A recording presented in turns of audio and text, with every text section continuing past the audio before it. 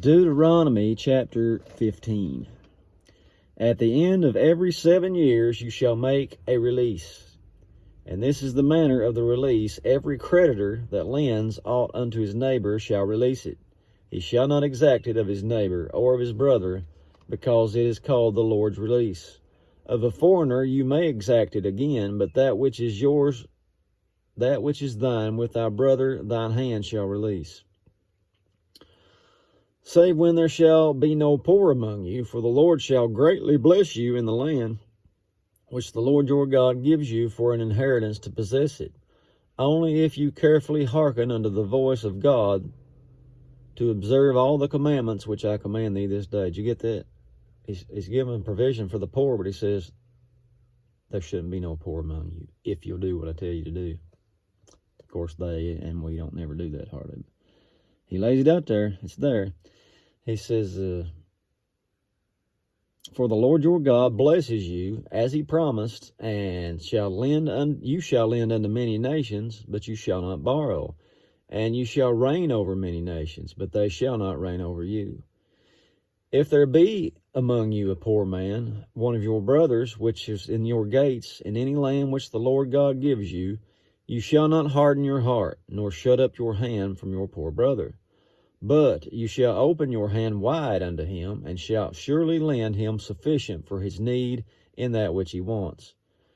Beware that there be not a thought in your wicked heart, saying, the 7th year, the year of release, is at hand, and thine eye be evil against your poor brother, and you give him, and thou givest him not, and he cry unto the Lord against you, and it be sin unto you.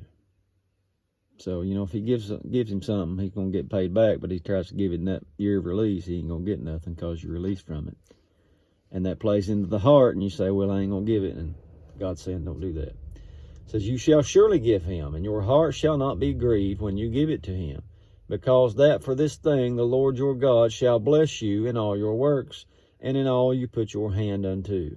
For the poor shall never cease out of the land, therefore I command you, saying, thou shalt open thy hand wide unto thy brother, to thy poor, and to thy needy in thy land.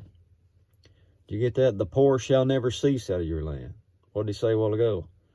He says, there will be a time when there will be no poor, because the Lord's going to greatly bless you, because it's all contingent on them obeying the commandments. And he's going to say the poor is not going to cease out of the land. Read between the lines, because you're going to keep breaking my commandment.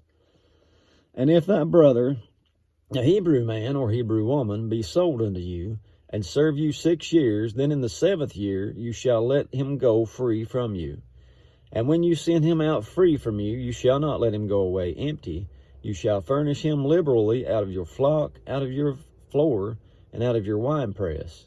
Of that wherewith the Lord your God has blessed thee, thou shalt give unto him. And thou shalt remember that you was a bondman in the land of Egypt, and the Lord your God redeemed you. Therefore I command you this thing today. And it shall be, if he say unto you, I will not go away from you, because he loves you, and your house, because he is well with thee.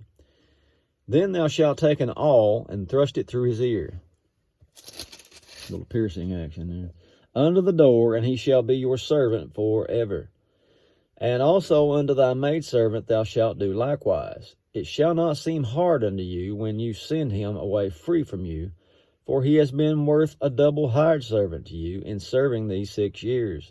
And the Lord your God shall bless you in all that you do. All the firstling males that come of thy herd or of thy flock shall sanctify unto the Lord your God. Thou shalt do no work with the firstling of your bullock, neither shear the firstling of your sheep. Thou shalt eat it before the Lord your God year by year in the place which the Lord shall choose, you and your household. And if there be any blemish therein, as if it be lame or blind or have any ill blemish, you shall not sacrifice it unto the Lord your God. You shall eat it within your gates. The unclean and the clean person shall eat it alike, as the roebuck and as the hart.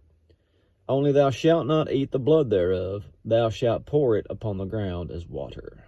And that is chapter 15. Lord willing, we'll see you in the morning. God bless.